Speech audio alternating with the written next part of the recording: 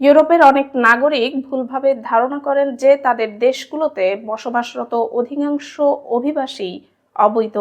ইউরোপের 7টি দেশে পরিচালিত সাম্প্রতিক এক জরিপে এই চিত্র উঠে এসেছে। বৈশ্বিক গবেষণা সংস্থা ইউগোভের করা জরিপে যুক্তরাজ্য, Denmark, France, Germany, Italy, Spain ও পোল্যান্ডের নাগরিকরা অংশ নেন। জরিপে দেখা যায় 44 থেকে 60% উত্তরদাতা মনে করেন তাদের দেশে অনিয়মিত অভিবাসীর সংখ্যা নিয়মিত অভিবাসীদের তুলনায় অনেক বেশি। তবে সরকারি পরিসংখ্যান ভিন্ন চিত্র তুলে ধরে। ইউরোপীয় দেশগুলোর হিসাবে অনিয়মিত অভিবাসীর সংখ্যা মোট অভিবাসীর তুলনায় অনেক কম। উদাহরণ হিসেবে 2023 সালের এক গবেষণায় দেখা গেছে ফ্রান্সে বসবাসরত অভিবাসীদের মাত্র 21% কোনো এক সময় নথিবিহীন ছিল। পোল্যান্ড পরিচালিত জরিপে 36% নাগরিক মনে করেন সেখানে অনিয়মিত অভিবাসীর সংখ্যা বেশি। বিপরীতে 28%-এর ধারণা নিয়মিত অভিবাসী বেশি, আর 22% মনে করেন দুই পক্ষের সংখ্যা প্রায় সমান। জরিপে অংশ নেওয়া 7টি দেশে সংখ্যাগরিষ্ঠ বা প্রায় সংখ্যাগরিষ্ঠ মানুষ অভিবাসীর সংখ্যা কমানোর পক্ষে মত দিয়েছেন। অনেকেই খুব সীমিত পরিসরে অভিবাসন অনুমোদনের কথা বলেছেন। এক্ষেত্রে পোল্যান্ডে 49% এবং জার্মানিতে 60% মানুষ অভিবাসনের সুযোগ সীমিত করার পক্ষে অবস্থান নিয়েছে। এছাড়া 46 থেকে 53% মানুষ নতুন করে অভিবাসী আসা পুরোপুরি বন্ধ করার পক্ষে মত দিয়েছেন। একই সঙ্গে বড় পরিসরে অভিবাসী বহিষ্কারের প্রতিও তাদের সমর্থন রয়েছে।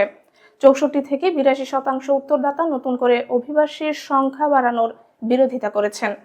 কাদের বহিষ্কার করা উচিত এ প্রশ্নে 78 থেকে 91% ইউরোপীয় নাগরিক আইন ভঙ্গকারী অভিবাসীদের কথা উল্লেখ করেছেন।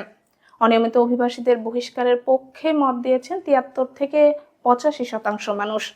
পাশাপাশি বৈধ কাজের ভিসা ছাড়া অদক্ষ কাজে নিয়োজিতদের বহিষ্কার চেয়েছেন 66 থেকে 85% উত্তরদাতা। তবে নিয়ম মেনে চলা আশ্রয় প্রার্থী, বিদেশি শিক্ষার্থী এবং উচ্চ দক্ষতা বা সংকটপূর্ণ খাতে কর্মরতদের বহিষ্কারের বিষয়ে উল্লেখযোগ্য সমর্থন পাওয়া যায়নি। জরিপে চিকিৎসকরা ইউরোপীয়দের কাছে তুলনামূলকভাবে সবচেয়ে ইতিবাচকভাবে মূল্যায়িত হয়েছেন।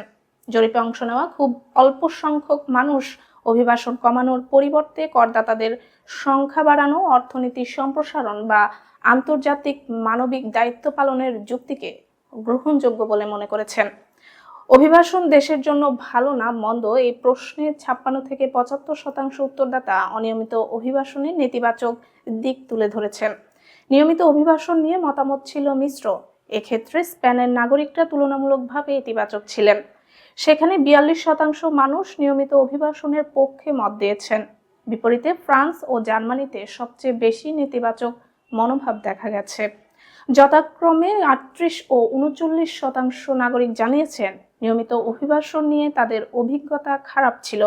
এছাড়া 52% ফরাসি, 57% জার্মান এবং 48% পোলিশ নাগরিক মনে করেন নিয়মিত অভিবাসনের মাত্রাও অতিরিক্ত।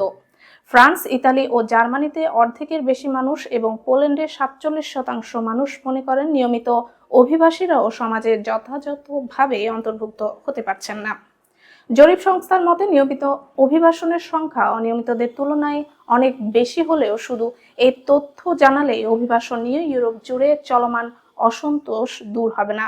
তাদের ভাষায় অভিবাসন নিয়ে উদ্বেগ এখন কেবল অর্থনৈতিক নয়, এটি পরিচয়, সামাজিক অন্তর্ভুক্তি ও জাতীয় মূল্যবোধের মতো গভীর প্রশ্নের সঙ্গেও জড়িয়ে পড়েছে।